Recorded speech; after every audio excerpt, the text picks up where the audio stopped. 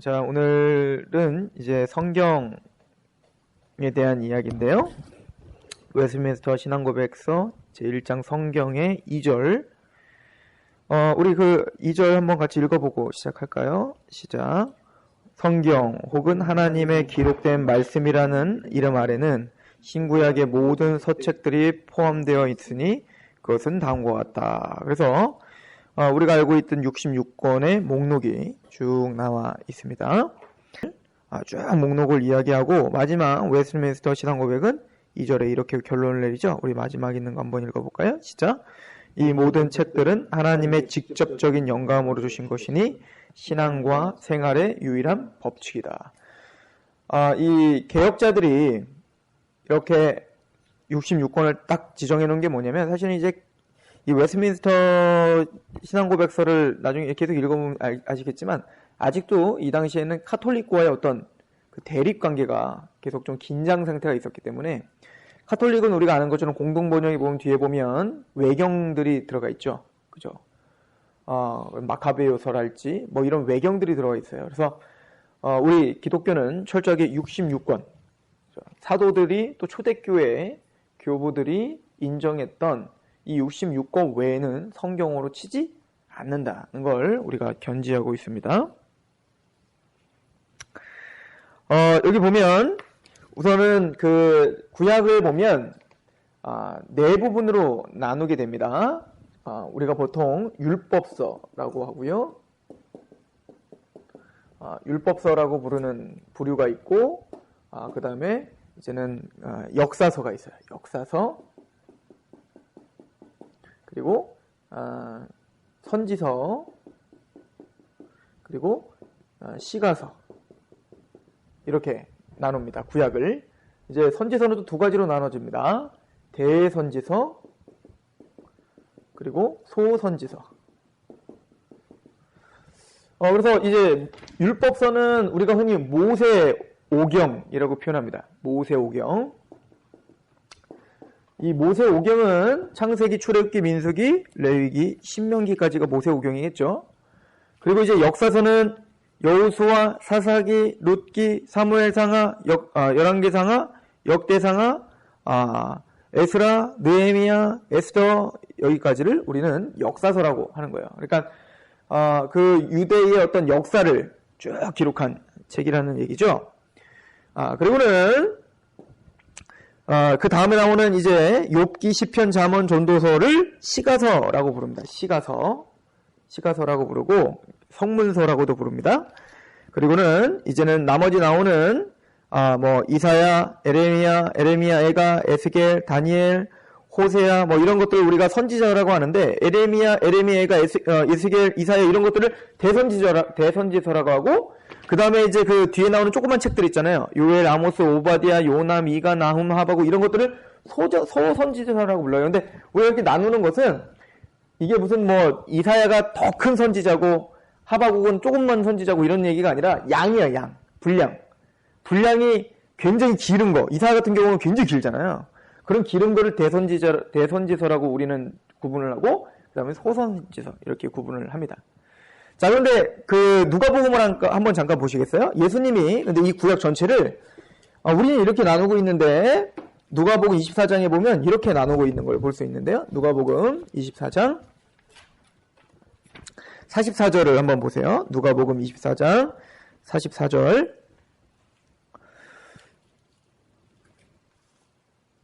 또 이르시되 내가 너희와 함께 있을 때에 너희에게 말한 바 곧 모세의 율법과 선지자의 글과 시편에 나를 가리켜 기록되어야. 자, 여기서 보니까 예수님은 근데 구약 전체를 가리킬 때 몇 가지로 나누면 세 가지로 나누죠. 모세의 율법과 선지자의 글과 그 다음에 시편에 나를 가리켜 세 가지로 나눈다면 이걸 뭐라 타낙이라고 불러요. 타낙. 그래서 지금도 유대인들 경전인데 저도 이제 유대인 경전을 갖고 있는데 우리가 갖고 있는 구약이에요. 똑같은 구약인데 걔네들은 그거를 타나크라고 불러요. 타나크라고 부르는 게 뭐냐면 T는 토라예요. 토라. 즉 율법서라는 거예요. 율법서. 그리고 N은 뭐냐면 느빔이라고 하는 느빔. 이게 선지서라고 하는 뜻이고 K는 케투빔 해서 시가서라는 뜻이에요. 성문서라는 뜻이에요. 자, 이게 무슨 얘기냐면, 우리는 역사서와 선지서를 나눠요. 그런데 유대인들은 지금도 역사서와 선지서를 나누지 않고 이걸 다 뭐라고 표현하면 선지서라고 불러요. 왜냐면 역사서도 선지자의 기록이라고 생각하기 때문에 그렇습니다. 그래서 지금 오늘 누가복음 24장에 있는 이 말씀은 보세요. 모세의 율법과 선지자의 글과 시편, 이거 뭐야? 구약 전체를 가리키는 겁니다. 구약의 39권 전체를 가리켜 말한 겁니다. 말라기까지, 창세기부터. 근데 중요한 게 뭐냐면 이 구약 전체가 뭘 말하고 있다는 거예요? 여기 보니까 모세의 율법과 선지자의 글과 시편에 나를 가리켜 기록된 모든 것이 이루어져야 하리라 한 말이 이것이다. 그래서 하나님은 구약을 통해서 무엇을 기록했냐면 바로 예수님을 기록했다는 거예요. 예수님 이야기. 그러니까 창세기부터 말라기까지 전체가 다 누구 얘기인 거예요, 사실은. 그 핵심은 뭐라는 거예요? 예수님 이야기다. 라고 성경은 가르쳐주고 있어요. 그럼 예수님 이야기 중에 어떤 이야기? 자, 보세요. 우리 45절 한번 읽어볼게요. 이어서 시작. 이에 그들의 마음을 열어 성경을 깨닫게 하시고 또 이르시되 이같이 그리스도가 고난을 받고 제3일에 죽은 자 가운데 살아날 것과 또 그의 이름으로 죄사함을 받게 하는 회개가 예루살렘에서 시작하여 모든 족속에 전파될 것이 기록되었으니 너희는 이 모든 일의 증인이라. 이 구약 전체가 뭘 기록해 있다고 예수님이 말씀하신 거니까 이건 진리겠죠? 예수 그리스도를 가리켜 기록됐다. 근데 그 예수님 예수님이 고난을 당하시고 십자가에 죽으실 것과 성경대로 3일 만에 부활하셔서 나중에 성령이 오셔서 이제는 회개하는 이 역사가, 이 복음을 통해서 회개하는 역사가 이제는 땅끝까지 이르러 갈 것이라는 거. 이것이 뭡니까? 구약 전체의 핵심이라는 거예요. 자, 예수님이 오셔서 예수님의 십자가와 부활로 이제는 죄인들이 회개를 하고 이제는 땅끝에서부터 만방에서부터 하나님의 나라로 다 몰려와 하나님의 공동체, 하나님의 백성들의 공동체가 세워지고 하나님의 나라가 임하게 되는 것. 이걸 한마디로 말하면 뭐냐면 구속사라고 하는 거예요. 구속사. 그래서 성경은 창세기부터 말라기까지 뭐가 쓰여있냐면 바로 구속사가 쓰여있고 그 구속사의 주인공은 누구신 거예요? 예수님이신 겁니다. 자, 예를 들어서 창세기 3장에 인간이 타락하는 장면이 나옵니다. 창세기 1장에 하나님이 애지중지 하나님을 사랑하는 마음으로 창조를 하셨는데 인간이 죄를 범함으로 선악과를 따먹고 타락했죠. 타락하자마자 인간의 타락, 즉 죄를 짓고 타락하자마자 하나님은 창세기 3장 15절에 뭘 선포하시죠? 뱀에게, 그 하나님의 백성들을 타락하게 한 그 뱀에게 뭐라고 딱 선포하십니까? 그게 창세기 3장 15절의 말씀이죠. 한번 보세요.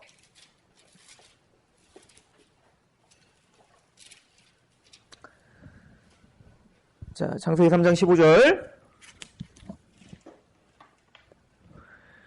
내가 너를 여자와 원수가 되게 하고 내 후손도 여자의 후손과 원수가 되게 하리니 여자의 후손은 내 머리를 상하게 할 것이요 너는 그의 발꿈치를 상하게 할 것이라. 그래서 누가 뭘 약속해요? 여자의 후손이 있을 것이다. 근데 이 후손은 어떤 후손이냐면 그 뱀의 머리를 어떻게 할 후손이에요? 밟을 후손이에요. 즉 사단의 권세를 깨버리고 다시 하나님의 나라를 회복하며 그래서 다시 그 타락한 인간을 다시 하나님의 백성으로 회복시켜줄 그 승리의 메시아, 그 자손, 그 후손을 약속하셨다. 그래서 하나님은 이 율법서부터 하나님은 그 자손에 대해 계속 집중하고 계십니다. 그래서 우리가 다 뛰어넘어도 아브라함부터 우리가 보더라도 창세기 이제 12장에 아브라함을 부르는 장면부터 보면 아브라함서부터 계속 하나님이 계속 반복적으로 아브라함, 이삭, 야곱 그리고 다윗 이 사람들 계속 주시는 반복적인 약속이 뭐죠? 씨예요, 씨. 근데 그 씨는 아무나 씨가 될 수 없다는 거죠. 아브라함에게 말합니다. 아브라함아, 이스마엘이 씨가 아니야. 사라를 통해서 난 자만이 그 약속의 자녀고 씨여야 돼. 이삭아, 에서가 씨가 아니야. 야곱이어야지 돼. 야곱아, 그 메시아는 그 뱀의 머리를 밟을 그 메시아는 유다 지파에서 나야 돼. 유다야, 이제는 그 뱀의 머리를 밟을 그 후손은 다윗의 자손으로 나야 돼. 이해가시죠? 그렇게 성경은 점점 누구를 향해서 좁아지고 있는 거예요? 그 씨가 누군지를 설명하는 책인 거예요, 이게. 그래서 역사서를 하나 보더라도, 보세요. 이렇게 그 성경을 구약을 보면 재밌습니다. 하나님이 전 우주를 창조하신 것을 설명합니다. 그죠? 전 인류를 창조하셨어요. 그런데 그 전 인류를 창조하신 하나님은 누구에게 이제 집중을 하죠? 한 사람에게 집중합니다. 누구예요? 아브라함입니다. 그리고 점점 아브라함에서 이제는 뭡니까? 이삭에서 야곱 이 12지파에게 집중을 하다가 이제 누구로 집합한 12지파 중에 유다 중에 다윗 왕조에 대해서 굉장히 관심을 갖게 돼 있어요. 그죠? 자, 그래서 여러분들이 잘 아는 것처럼 역사서에 가면 사무엘 상하가 있어요. 이 사무엘 상하는 북이스라엘과 남유다가 나눠지는 것을 보여줍니다. 그죠? 그런데 그 다음에 역대상하가 또 나와요. 열왕기상하 나오고 역대상하가 나오는데 재밌는 건 이 역대상하는 앞에 있는 역사서를 반복적으로 설명해줘요. 근데 특이한 점이 있는데 이 사무엘상하와 역대상하는 열왕기상하는 북이스라엘과 남유다를 전체를 다 기록하고 있다가 역대상하는 뭐에 집중하냐면 북이스라엘 별로 관심이 없고 남유다, 특히 다윗의 왕조에 굉장히 관심을 갖고 있는 거예요. 또한 보세요. 모세오경은 율법서에는 많은 직제들에 대해서 설명을 하지만 특별히 제사장의 직제를 대단히 중요하게 설명을 하고 있습니다. 제사장이 어떤 걸 역할을 해야 되는가, 성막을 짓고 또 그 성막에서 제사를 드리고 하나님의 대리자로서 또 이 제사장이라는 것은 뭐죠? 하나님과 인간 사이에 그 인간을 대표해서 뭔가 하나님을 뭐 하는 거예요? 화목제물을 드리는 그런 중재자 역할을 하는 게 바로 대제사장의 역할을 하는 거죠. 율법서는 바로 그 대제사장을 아주 자세하게 설명해주고 있습니다. 그러다가 이제 역사서로 가면 물론 거기에도 제사장이 있고 왕이 있고 다 있지만 특별히 역사서는 어디에 집중하냐 바로 다윗 왕조가 세워지는 것에 집중을 하고 그리고 열왕기상하를 통해서 뭡니까? 무엇에 대해서 이야기하냐면 왕들의 이야기인데 그 모든 왕들은 다 뭐예요? 다윗과 같았다? 다윗과 같지 않았다로 평가를 내려요. 그러니까 모든 왕들의 기준은 뭐예요? 다윗이에요. 다윗. 하나님께 겸손했고 하나님을 경외했던 왕. 다윗 왕. 그래서 이 역사에서 뭡니까? 어떤 왕이 참된 왕인가를 보여주는 왕이 무엇인가를 설명해 준 거야. 하나님이 진짜 원하시는 왕이 무엇인가. 그리고 선지서는 드디어 이제는 모든 역사 끝에 다윗 왕조까지 와서 이제 선지서가 계속 말하는 게 뭐냐면 하나님이 새 언약의 시대를 줄 것이다.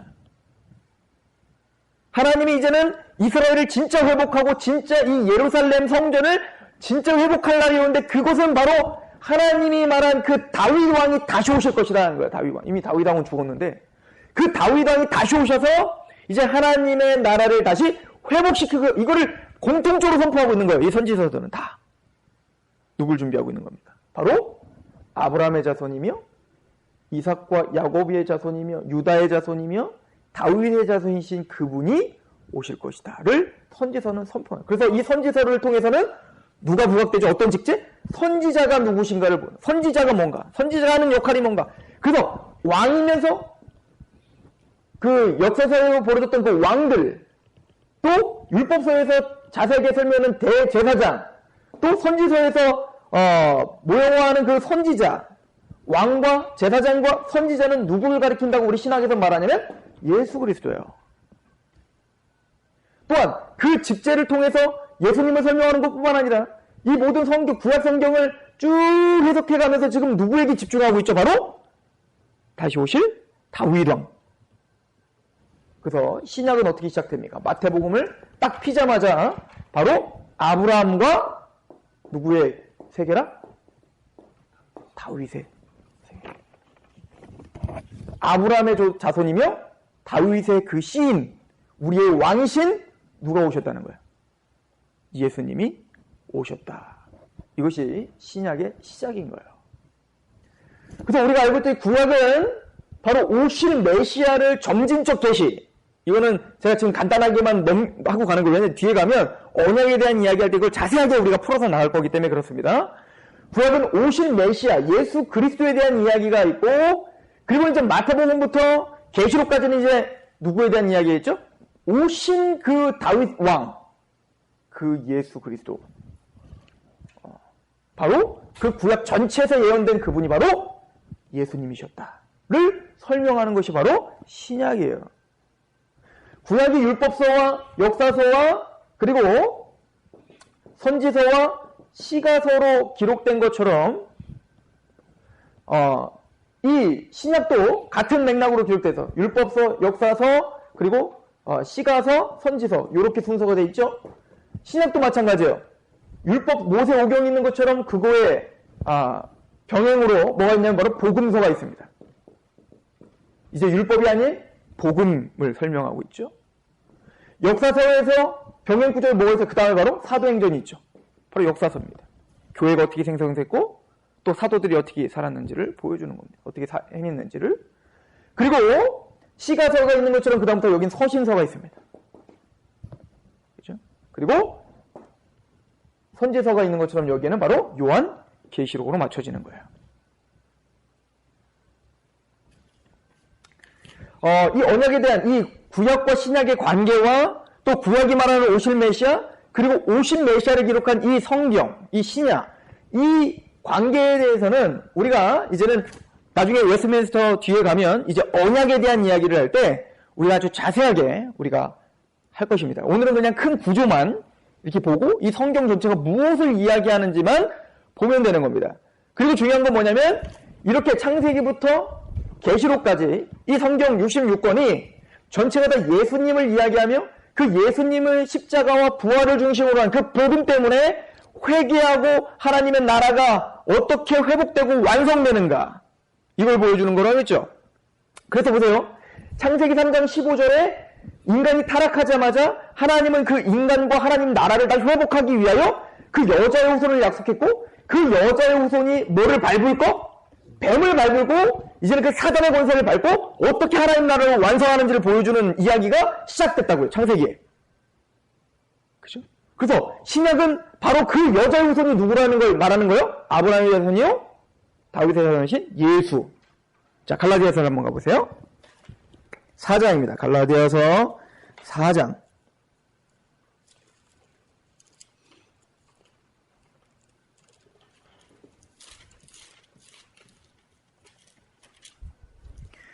갈라디아 4장, 우리 3절에서 5절인데요. 4장 3절에서 5절.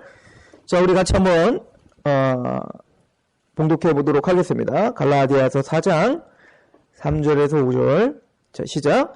이와 같이 우리도 어렸을 때에 이 세상의 초등 학문 아래에 있어서 종노릇하였더니 때가 참에 하나님이 그 아들을 보내사 여자에게서 나게 하시고 율법 아래에서 나게 하신 것은 율법 아래에 있는 자들을 속량하시고 우리로 아들의 명분을 얻게 하려 하심이라. 여기 중요한 거 4절이에요. 때가 참에 이렇게 써있죠. 드디어 하나님이 계획한 때가 찼습니다. 완성됐다는 뜻인 거예요. 충만해졌다 이거예요. 완성됐다. 뭐가? 하나님이 그 아들을 보내서 드디어 하나님의 때가 되어서 그 아들을 보냈어요. 그 씨요, 그 후손인 아들을 보냈습니다. 누구를 통해서? 여자에게서 나게 하셨어요. 바로 그 여자의 후손이 메시아인 예수님이다. 이걸 선포하고 있는 겁니다. 그래서 계시록에 보면 이 모든 역사가 예수님으로 말미암아 이미 성취됐고 완성될 것이다를 실제적인 환상으로 누구에게 보여준 거예요? 사도에게 보여줌으로 성경은 마치는 거예요. 자, 계시록 12장을 가보세요. 이 여자의 후손 이야기를 성경은 어떻게 끝을 내는지 보십시오. 계시록 12장. 제가 한번 읽어볼게요. 계시록 12장 1절에 하늘에 큰 이적이 보이니 해를 옷 입은 한 여자가 있는데, 여자가 있죠? 그 발 아래에는 달이 있고 그 머리에는 12별이 별의 관을 썼더라. 이 여자가 아이를 베어 해산하게 되며 아파서 애를 쓰며 부르짖더라. 이 여자는 바로 구약 교회를 말하는 거예요. 구약의 하나님의 백성들. 그래서 여기 보면 해와 달과 별, 이거는 바로 이스라엘을 상징적으로 보여주는 겁니다. 즉 구약의 이스라엘에게서 누가 태어나시죠? 바로 아브라함과 다윗의 자손이신 예수가 태어나는 것을 지금 보여주는 거예요.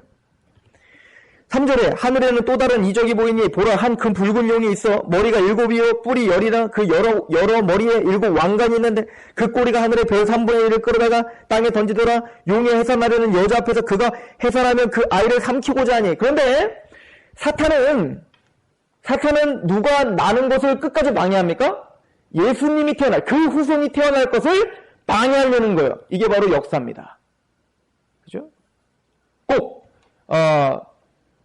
그 구원자 모세가 태어나는 것을 방해하기 위해서 바로가 모든 아이들을 다 나일강에 빠쳐버린 것처럼.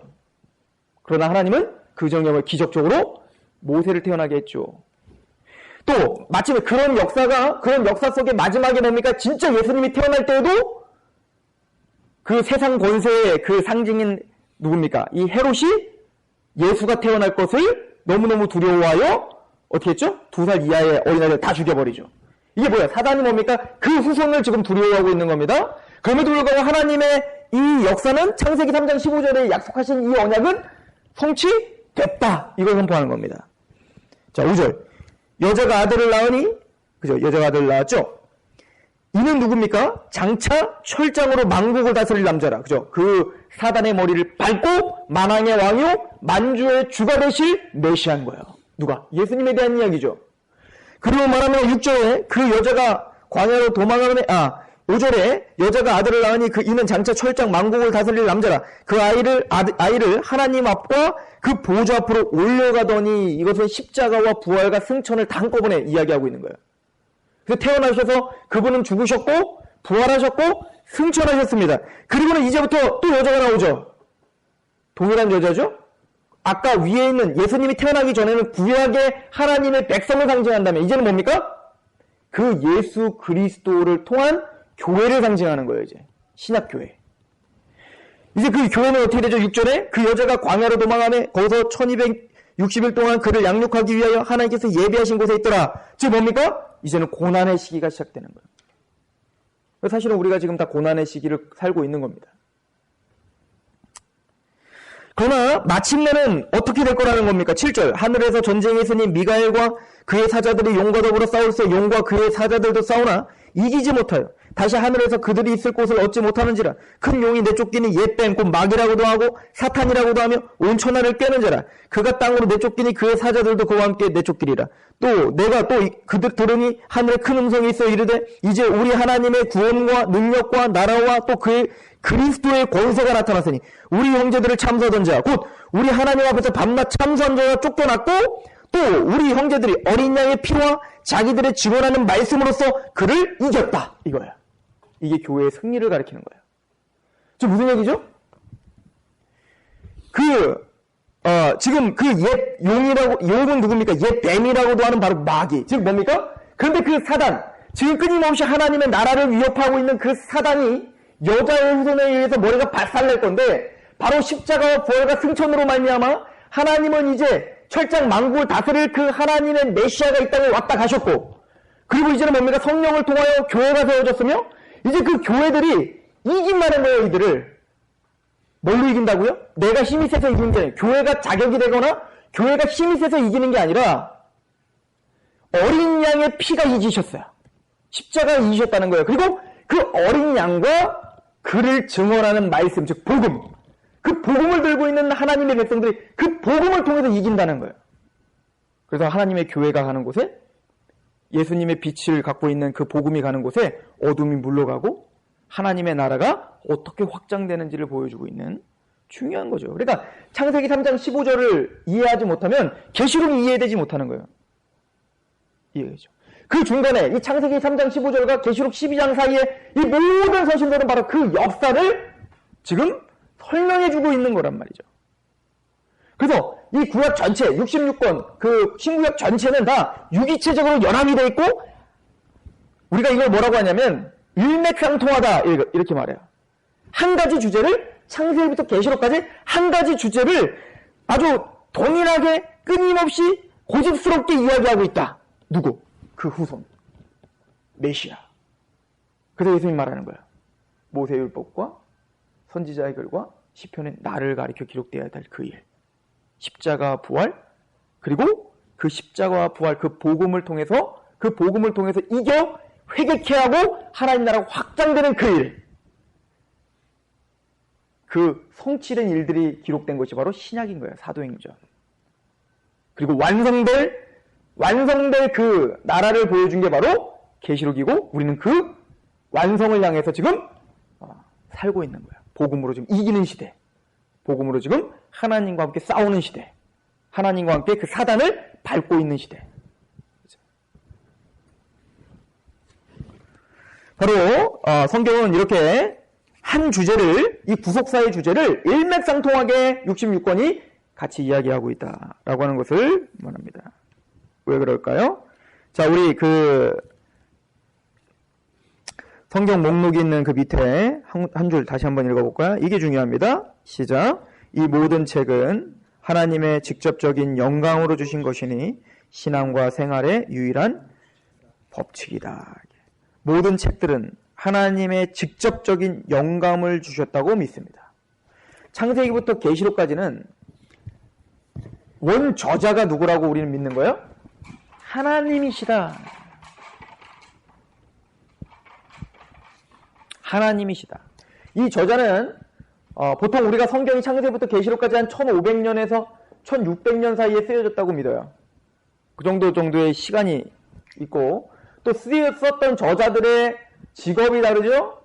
그죠? 왕도 있었고, 어부도 있었고, 농부도 있었고, 그죠? 또 철학자도 있었고, 율법학자도 있었죠? 나이도 달랐습니다. 나이도. 예를 들어서 요한 사도 같은 경우는 뭐 90세가 훨씬 넘은 나이에 썼을 것이고, 에레미야 같은 경우는 아직 나는 소년이라 이러고 말하잖아요. 굉장히 어린 나이에 썼을 것이고요. 나이도 달랐고, 직업도 달랐고, 또 살아온 시대도 달랐고요. 또한 언어도 달랐죠. 그죠? 구약은 히브리어로 쓰여졌고, 신약은 뭡니까? 아람어와 헬라어로 쓰여졌어요. 근데 중요한 건 뭐냐면, 이렇게 어마어마한 차이가 있는데 꼭 짜고 쓴 것처럼 창세기 계시록까지 통일성을 이룬다. 왜일까요? 바로 이 모든 책은 원 저자 한 분에 의하여 쓰여졌기 때문인 거예요. 그게 뭐죠? 성령님에 의하여 쓰여졌다. 성령님의 영감으로 쓰여졌다. 우린 그렇게 믿는 겁니다. 우리 말씀을 한번 볼까요? 자, 우리 디모데후서 3장 16절입니다. 디모데후서 3장 16절. 베드로 사도에 또 그런 얘기를 하잖아요. 오늘은 그냥 한 구절만 보고 디모데후서 3장 16절. 자, 같이 한번 읽어봅시다. 시작. 모든 성경은 하나님의 감동으로 된 것으로 교훈과 책망과 바르게 함과 의로 교육하기에 유익하니라. 그래서 말합니다. 모든 성경, 여기서 말한 모든 성경은 66권 전체를 가리켜서 이야기하는 겁니다. 모든 성경은 누구의 감동? 성령의 감동으로 기록됐다. 이걸 우리는 뭐라고? 영감설. 그래서 성경 영감설이라고 표현해요. 성경 영감설에 대한 이야기만 우리가 좀 배우려고 하는데, 우리 보수적인, 특별히 웨스트민스터 신앙고백을 고백하는 우리들은 성령의 영감설을 어떻게 믿냐면 축자 영감이라고 믿고, 두 번째는 유기적 영감으로 믿습니다. 축자 영감이라는 것은 그 영감의 내용을 이야기하는 거고, 유기적 영감은 그 영감을 통해서 쓰여진 방법을 이야기하는 거예요. 자, 무슨 얘기냐면 성령의 감동으로 쓰여졌다는 것은 축자 영감이에요. 축자 영감이라는 것은 예수님 말하죠. 율법의 1.1획도 다 이루어질 거라는 거죠. 그래서 1.1획이라는 건 뭐냐면 히브리어를 보면 뭐 대충 뭐 이렇게 써 있다면 가장 작은 단위가 바로 요 점이에요. 그리고 획이에요. 그러니까 이 점과 획 하나도 뭐예요? 허투루 쓰여진 것이 없다라고 믿는 거예요. 그래서 모든 성경은 한 점, 한 획도 다 하나님께서 계획하시고 하나님이 쓰신 것이다 라고 믿는 겁니다. 한글 성경이 영감됐다는 게 아니에요. 한글 성경은 실수할 수 있어요. 왜? 번역서기 때문에. 뭐가 영감됐다는 거예요? 하나님이 최초에 주신 그 원어 성경을 말하는 거예요. 원어. 그런데 그 내용은, 그러니까 성경에 들어있는 모든 내용은 하나님의 다축자적인 영감이다. 이걸 믿는 거고, 근데 그 영감을 주시는 방법은 유기적 영감을 믿는 거예요. 유기적 영감의 반대는 기계적 영감입니다. 자, 기계적 영감이라는 건 뭐냐면 타이프라이터예요. 예를 들어서 나는 아무 생각이 없이 그냥 집사님이 저에게 불러주면 그대로 타이프를 치는 거예요. 이게 기계적 영감이에요. 즉 하나님은 나는 아무 생각이 없는데 하나님이 그냥 받아 적어. 그래서 막 받아 적는 거. 이걸 기계적 영감이라고 하는데 우리는 그렇게 믿지 않습니다. 물론 성경에는 기계적 영감이 있어요. 뭘까요? 예를 들어 십계명. 이거는 내 생각이 들어갈 이유가 없죠. 그냥 하나님 직접 쓰셔서 주셨는데 뭐 모세한테. 또 산상수훈. 그거는 꾸며 쓸 수가 없죠. 예수님이 불러준 대로 그걸 받아 적은 거니까. 또 예수님이 내가 가라사대, 그럼 예수님이 말씀하신 그 빨간 글씨로 된 거는 다 뭐예요? 타이프라이터겠죠. 그대로 받아 적어야겠죠. 그러나 그거 외에, 그런 거 외에 대부분의 것은 다 유기적 영감이에요. 자, 유기적 영감이라는 건 뭐냐면, 하나님이 유충렬 집사님을 만약에 그 성경을 쓰게 하되, 그럼 뭘로, 어떤 글자로 쓰게 할까요? 천상의 글자가 아니라, 지금 유충렬 집사님이 가장 편안하게 쓸 수 있는 글자로 쓰게, 한글로 쓰겠죠. 그죠? 또한, 유충렬 집사님의 학식, 유충렬 집사님의 살아온 환경, 유충렬 집사님의 어떤 그 체질, 그리고 어떤 뭐라 그럴까요? 그 어떤 성향, 이런 것들이 그대로 있을 거 아니에요. 하나님은 그것들을 다 사용하셔서 쓰시고 계시는. 자, 쉽게 얘기해서 하나님이 호세아서를 씁니다. 호세아서를 쓸 때 하나님은 호세아에게 그냥 무미건조에게 여호와를 알자, 십서 여호와를 알자 이렇게 선포하지 않게 하고 하나님은 호세아의 모든 삶을 통해서 그 삶의 인격을 담아서 쓰게 합니다. 예를 들어서 호세아에게 하나님이 결혼하라고 하죠. 누구랑? 창녀랑 결혼하게 합니다.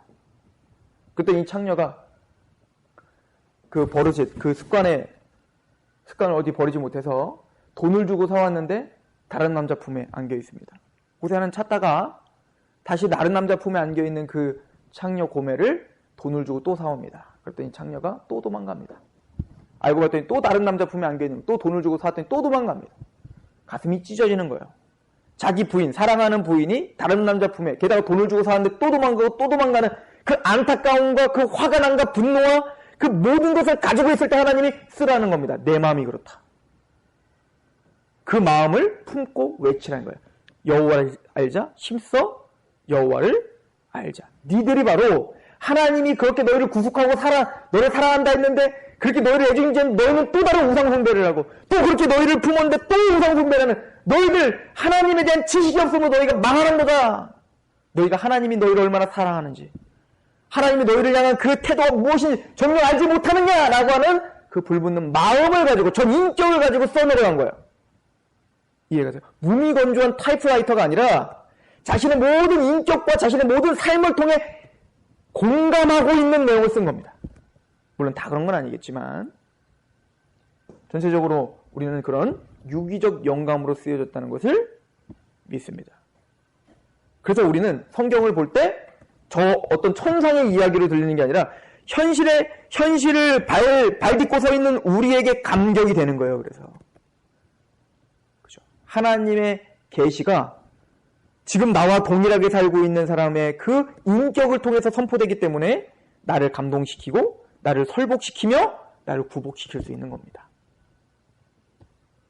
그러나 우리가 믿는 것은 성경은 1.1획도 모두가 다 하나님에 의하여 축자영감 쓰여졌다. 우리는 그렇게 믿습니다. 그래서 우리는 이 신구약 성경이 우리의 모든 신앙의 토대라고 믿는 거예요. 우리 에베소서 2장 20절을 한번 보세요. 에베소서 2장 20절.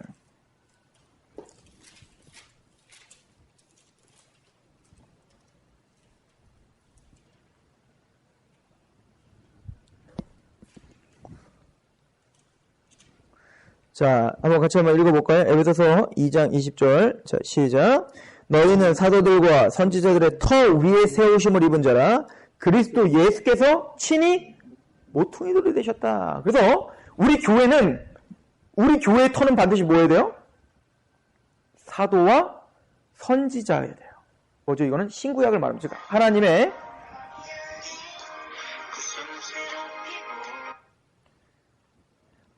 즉 하나님의 영감을 받은 선지자들이 선포한 글과 또 하나님의 영감을 받은 계시를 받은 사도들의 선포한 글이 우리의 뭐가 되어야 됩니까?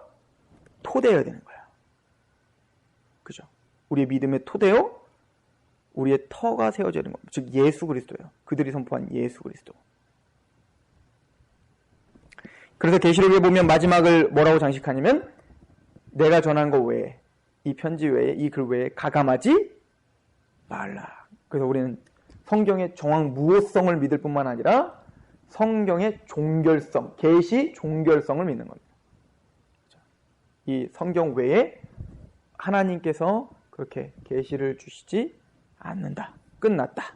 이것을 믿는 것이고, 또 그 성경 66권을 통해서 바로 누구를 선포하기 위한? 바로 예수 그리스도.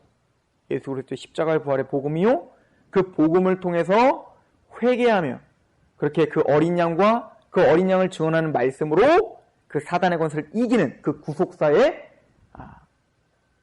그 여정을 우리는 살아가고 있고, 지금까지 하나님이 다 이루신 것처럼 앞으로 예수님이 재림하셔서 마침내 14만 4천이 다 차고 이제는 하나님의 새하늘과 새 땅이 이제 도래할 것이 올 것임을, 그 영광, 앞으로 올 영광과 그 영광을 소망함으로 오늘 하루를 인내하는 그런 사람들이다. 그리고 토대는 성경 66권이다. 이것이 우리가 믿고 있는 바입니다.